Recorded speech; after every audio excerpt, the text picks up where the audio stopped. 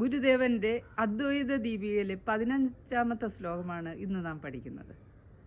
ശ്ലോകം ഇങ്ങനെയാണ്: ആനന്ദമസ്തിയത് ഭാതിയതൊന്നു തന്നെ, താൻ അന്യമോർക്കിലത് നാസ്തി ന ഭാതി സർവം.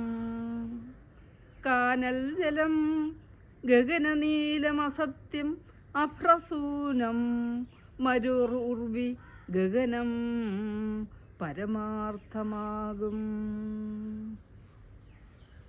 കഴിഞ്ഞ ക്ലാസ്സിൽ നാം പഠിച്ചു, ആലോചനയോടുകൂടി നിങ്ങൾ കടന്നു പോവുകയാണെങ്കിൽ നിങ്ങൾക്ക് ഓരോന്നിൻ്റെയും സത്യവും അസത്യവും കണ്ടെത്താം. അസത്യമായത് നമ്മൾ അന്വേഷിച്ച് ചെല്ലുമ്പോൾ ഇല്ലാതാകുന്നു. സത്യം നിജബോധം മാത്രമാണ്. ഓരോരുത്തരുടെ ഉള്ളിലുള്ള അറിവ് മാത്രമാണ് ഇവിടെ നിലനിൽക്കുന്നത് എന്ന സത്യം നമുക്ക് കണ്ടെത്താനാണ്. ഇവിടെ പറയുകയാണ്, ആനന്ദം അസ്തി അത് ഭാതി അതൊന്നു തന്നെ. ആനന്ദം അസ്ഥി, ഉണ്മ, അത് ഭാതി, അത് തന്നെയാണ് ഭാതി. അസ്ഥി എന്ന് വെച്ചാൽ ഉണ്മ. ആനന്ദം അസ്ഥി ഭാതി, ജ്ഞാനം അതൊന്നു തന്നെ, അതൊന്നു തന്നെയാണ്. നമ്മൾ വേറിട്ട് പറയുന്നു എങ്കിലും അത് ഒന്ന് തന്നെയാണ്.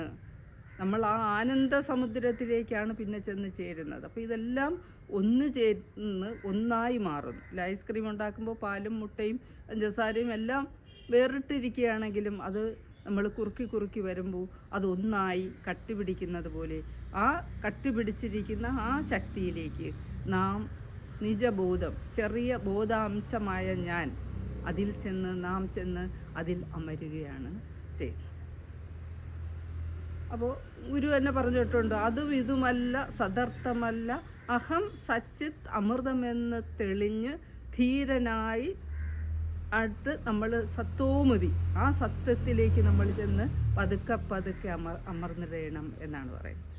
അപ്പോൾ ധീരത ഉണ്ടായിരിക്കണം.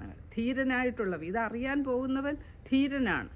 അതിലേക്ക് ചെന്ന് അസത് പ്രതിപത്തിയറ്റ് സത്തോമതി മൃദുവായി അമർന്നിടണം എന്നാണ് പറയുന്നത്. അപ്പോൾ അത് പതുക്കെ സംഭവിക്കുന്ന ഒരു കാര്യമാണ്. അങ്ങനെ നിങ്ങൾക്ക് അതിൽ ചെന്ന് ചേരാവുന്നതാണ്. അപ്പോൾ ആനന്ദമസ്തിയത് ഭാതി അതൊന്നു തന്നെ, താൻ അന്യമോർക്കിലത് നാസ്തി. താൻ അന്യം ഏതെങ്കിലും ഓർക്കുകയാണെങ്കിൽ നിങ്ങൾ അസ്ഥിയല്ല, സത്യമല്ല. എന്ന് വെച്ചാൽ അല്ല, നിങ്ങൾ സത്യമല്ല. അപ്പോൾ നിങ്ങൾ വേറെന്തെങ്കിലും ഇവിടെ ഉണ്ട് എന്ന് ഓർക്കുകയാണെങ്കിൽ നിങ്ങൾ സത്യമല്ല. ഭാതി, നിങ്ങൾ ജ്ഞാനവുമല്ല, സർവവും നിങ്ങൾക്ക് കാണാൻ കഴിയുന്നു. പലതിനെയും നിങ്ങൾക്ക് കാണാൻ കഴിയും. അപ്പോൾ നിങ്ങൾ അതിൽ മാത്രം ചെന്ന് അലിഞ്ഞു ചേരുമ്പോൾ നിങ്ങൾ മറ്റൊന്നും കാണുന്നില്ല, നിങ്ങൾ മറ്റൊന്നും കേൾക്കുന്നില്ല, നിങ്ങൾ മറ്റൊന്നും അറിയുന്നില്ലെങ്കിൽ നിങ്ങൾ എന്തായിത്തീരുന്നു? നിങ്ങൾ ആ സത്യമായി മാറും. നിങ്ങൾ പലതും സങ്കല്പിച്ച് കാണുന്നുണ്ടെങ്കിൽ, അറിയുന്നുണ്ടെങ്കിൽ, കേൾക്കുന്നുണ്ടെങ്കിൽ അതൊന്നും സത്യമല്ല. അത് ഭാഗികമായ സത്യമാണ്. മറ്റത് സമ്പൂർണമായ സത്യമാണ് അതിലുള്ളത്. അപ്പോൾ അതാണ് പറയുന്നത്, താൻ അന്യമോർക്കിൽ അത് നാസ്തി ന ഭാതി സർവം. ഇവിടെ കാണുന്ന സർവവും അസ്ഥിയല്ല, സത്യമല്ല, ജ്ഞാനമല്ല, ആനന്ദമല്ല. ആ സമ്പൂർണമായ ആനന്ദത്തിൽ നമ്മൾ ചെന്നെത്തുകയാണ് ചെയ്യേണ്ടത്. സനൽകുമാരൻ എന്ന് പറയുന്ന ഒരു മുനിയുണ്ട്. ആ മുനിയുടെ സമീപത്തേക്ക് നാരദ മഹർഷി എന്നിട്ട് ചോദിക്കുന്നുണ്ട്, ഞാൻ സർവ്വവിദ്യകളും പഠിച്ചു, വേദാന്തം മുഴുവനും വശത്താക്കി, സംഗീതജ്ഞനാണ്, എല്ലാ അറിവുകളും ഞാൻ നേടിക്കഴിഞ്ഞു. പക്ഷേ ഉപനിഷത്തിൽ പറയുന്നുണ്ട്, ആ സത്യം അറിഞ്ഞവൻ ശോകം കടക്കുന്നു എന്ന്, ശോകത്തെ മറികടക്കുന്നു എന്ന് പറയുന്നുണ്ട്. പക്ഷേ എനിക്ക് ആ ശോകത്തിലേക്ക് മറികടക്കാൻ സാധിക്കുന്നില്ല. ഇപ്പോഴും എന്നെ ദുഃഖം പിടിപെടുന്നു. എന്താണ് മുന്നേ അതിന് കാരണം എന്ന് ചോദിച്ചു. അപ്പോൾ മുനി പറഞ്ഞു കൊടുക്കുന്നു, നീ ഭൂമവിദ്യ, സമ്പൂർണമായ വിദ്യ നീ കൈവശപ്പെടുത്തണം.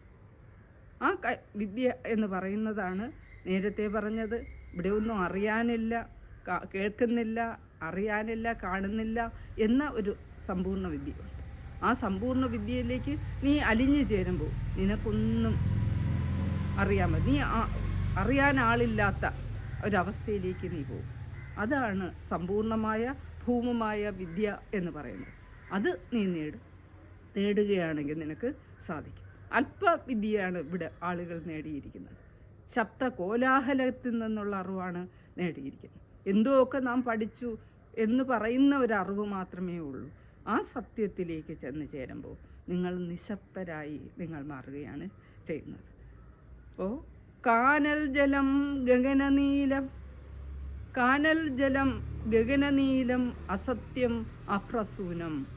കാനൽ ജലം, മരുഭൂമിയിലെ ജലം എന്ന് പറയുന്നത് സത്യമല്ല, അസത്യമാണ്. അതുപോലെ ഗഗനനീലം, ആകാശത്തിലെ നീലിമയെന്ന് പറയുന്നത് അപ്രസൂനമായിട്ട് നമ്മൾ കരുതുന്നു. കാരണം പിന്നെ ആകാശപുഷ്പമായി ആണ് നമ്മൾ കാണുന്നത്. ഇതെല്ലാം സത്യമല്ല, അസത്യം മാത്രമാണ്. മരു ഉർവിഗഗനം പരമാർത്ഥമാകും.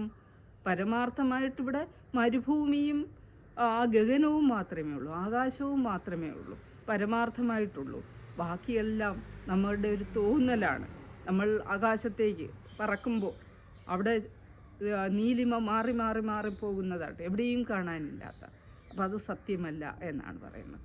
അപ്പോൾ സത്യത്തെ അറിയാൻ ശ്രമിക്കുമ്പോൾ നമുക്ക് ആ സമ്പൂർണമായ വിദ്യയിലേക്ക് നമുക്ക് ചെന്ന് ചേരാൻ സാധിക്കും. അപ്പോൾ മാത്രമേ നമുക്ക് ഇത് മനസ്സിലാക്കാൻ സാധിക്കുകയുള്ളൂ. അപ്പോൾ ഇത് മനസ്സിലാക്കാൻ എല്ലാവർക്കും കഴിവുണ്ട്. നിങ്ങളുടെ ഉള്ളിൽ തന്നെ ആ സത്യമുണ്ട്, പുറമേയും ആ സത്യമുണ്ട്. നിങ്ങളുടെ ഉള്ളിലൂടെ കടന്ന് മാത്രമേ നിങ്ങൾക്ക് അതിനെ കണ്ടെത്താൻ സാധിക്കൂ, അല്ലാതെ ഒരിക്കലും കണ്ടെത്താൻ സാധിക്കുകയില്ല. അപ്പോൾ ആ സത്യത്തിലേക്കുള്ള യാത്രയിലാണ് നാം. ഇതെല്ലാം ഈ ശ്ലോകങ്ങളെല്ലാം അതാണ്. കാരണം ഒരു ചെടിയെ കാണുമ്പോഴും ആ ചെടി ഞാനാണ്, ഉറുമ്പിനെ കാണുമ്പോഴും അത് ഞാൻ തന്നെയാണ്, എന്നിലുള്ള വെളിച്ചം തന്നെയാണ് അത്. അതിങ്ങനെ പറഞ്ഞ് പറഞ്ഞ് പറഞ്ഞ് നമ്മൾ പ്രാക്ടീസ് ചെയ്യണം. രാത്രിയാണെങ്കിൽ ഉറങ്ങുന്ന സമയത്ത് ഒരു 8 മണിക്കൂറുണ്ട്. ആ സമയത്തും നമ്മൾ അത് പറഞ്ഞ് പറഞ്ഞ് പറഞ്ഞ് ബോധ്യപ്പെട്ട് കിടക്കുകയാണെങ്കിൽ ആ 8 മണിക്കൂർ വളരെയേറെ പ്രയോജനം ചെയ്യും. അതുകൊണ്ട് ഒരു 10% മാത്രമുള്ള കോൺഷ്യസ് മൈൻഡ് മാത്രമേ ഉറങ്ങുന്നുള്ളൂ. ബാക്കിയുള്ള എല്ലാ സബ് കോൺഷ്യസ് മൈൻഡൊക്കെ പ്രവർത്തിച്ചു കൊണ്ടിരിക്കുക. അപ്പോൾ ആ സമയത്ത് അതിനെ ഇല്ലാതാക്കാൻ, ശാന്തതയിലേക്ക് കൊണ്ടുപോകാനും അറിവിലേക്ക് നയിക്കാനും ഏത് നിമിഷവും നമുക്ക് പ്രയോജനപ്പെടുത്തിക്കൊണ്ടിരിക്കാം. ഏത് പ്രവൃത്തി ചെയ്യുമ്പോൾ ഒരു പ്രവൃത്തിയും നിങ്ങൾ ഉപേക്ഷിക്കേണ്ട ആവശ്യമില്ല. എല്ലാ പ്രവൃത്തിയുടെ കൂടെയും ഇതിനെ ചേർക്കുക. അപ്പോൾ ആ കർമ്മത്തിൽ ചെളി പറ്റുകയില്ല. കർമ്മം മനോഹരമാകുകയും ശുദ്ധമാകുകയും സത്യത്തിലേക്ക് നീതരാകുകയും ചെയ്യും. നമ്മൾ നീതരാകുകയാണ് ചെയ്യുന്നത്. ഒരു ചെളി, ഒരു കമ്പിയിൽ ചെളി മുഴുവനും നിറഞ്ഞിരിക്കുകയാണ്. ആ ചെളി കുറച്ചെങ്കിലും മാറുകയാണെങ്കിൽ ഇവിടെ ഇരിക്കുന്ന കാന്തം നമ്മളെ ആകർഷിക്കുക തന്നെ ചെയ്യും. ഉള്ളിലൊരു കാന്തമുണ്ട്, അത് തന്നെയാണ് ആകർഷകൻ, കൃഷ്ണൻ എന്നൊക്കെ പറയുന്ന പദമൊക്കെ പ്രയോഗിക്കുന്നതാണ്. അസ്തിത്വത്തിലേക്കുള്ള ആനന്ദത്തിലേക്ക് നമ്മൾ ആകർഷിക്കപ്പെടും. എന്ന് വെച്ചാൽ ആനന്ദം, കൃഷ് എന്ന് വെച്ചാൽ അസ്തിത്വം. ആ അസ്തിത്വം നമ്മുടെ ഉള്ളിലുണ്ട്, ഇവിടെ മുഴുവനും നിറഞ്ഞു നിൽക്കുക. അതിലേക്ക് പോകാനാണ് ഈ ശ്ലോകങ്ങളെല്ലാം. ആനന്ദമസ്തി അത് ഭാതി അതൊന്നു തന്നെ, താൻ അന്യമോർക്കിലത് നാസ്തി ഇന്ന ഭാതി സർവം. നിങ്ങൾ മറ്റെന്തിനെങ്കിലും ആലോചിച്ച് നോക്കുക. കാരണം ഇപ്പോൾ മെഡിറ്റേറ്റ് ചെയ്ത് ആ സത്യത്തിൽ ചെന്ന് മൃദുവായി അമർന്നതിന് ശേഷം ഇവിടെ തിരിച്ചു വരുമ്പോൾ നമുക്ക് ഇത് വീടാണെന്നും ഉള്ള സങ്കല്പം, ഇത് എൻ്റെ കുട്ടികളാണെന്നും ഒക്കെയുള്ളൊരു സങ്കല്പം വരും. ആ സങ്കല്പത്തിൽ നമുക്ക് ആ സത്യത്തെ കാണാൻ പറ്റുകയില്ല. പക്ഷെ നമുക്ക് ആ ബോധമുണ്ട്, നമ്മൾ പോയി അറിഞ്ഞതുകൊണ്ട് നമുക്ക് ആ ബോധമുണ്ട്, ഇതിലെല്ലാം ആ സത്യമാണ്. അതുകൊണ്ട് കൂടുതൽ ബന്ധമാണ് ദോഷം ഉണ്ടാക്കുന്നത്. ആ ബന്ധം, ആ രാഗ ദ്വേഷങ്ങളൊക്കെ മാറിയിട്ട് ആ ബന്ധം, വലിയ അറ്റാച്ച്മെൻ്റ് ഇല്ലാത്ത ഒരവസ്ഥയിലേക്ക് നമുക്ക് പോകാൻ സാധിക്കും. അതാണ് ഇതിൻ്റെ ഏറ്റവും വലിയ. അതുകൊണ്ടാണ് ഉപനിഷത്ത് അറിഞ്ഞവൻ ശോകം കടക്കുന്നു എന്ന് പറയും. അറ്റാച്ച്മെൻ്റാണ് നമ്മളെ ദുഃഖത്തിലേക്ക് കൊണ്ടുപോകുന്നത്. ആ ദുഃഖത്തെ ഇല്ലാതാക്കാൻ എല്ലാം ഒന്ന് തന്നെയാണ്. പ്രപഞ്ചമാകുന്ന ആ അമ്മയുടെ ഗർഭപാത്രത്തിൽ കിടക്കുന്ന മക്കളാണ് ചെടികളായിരുന്നാലും നാമായിരുന്നാലും അവിടെ ജാതി എല്ലാ ഭേദവും മാറും. ആ ഒരു രീതിയിലേക്ക് സ്നേഹമായി മാറുമ്പോൾ നമ്മൾ സത്യത്തിലേക്ക് നീതരാകുകയാണ് ചെയ്യുന്നത്. അതിന് നിങ്ങൾക്ക് ഏവർക്കും കഴിയട്ടെ. നന്ദി.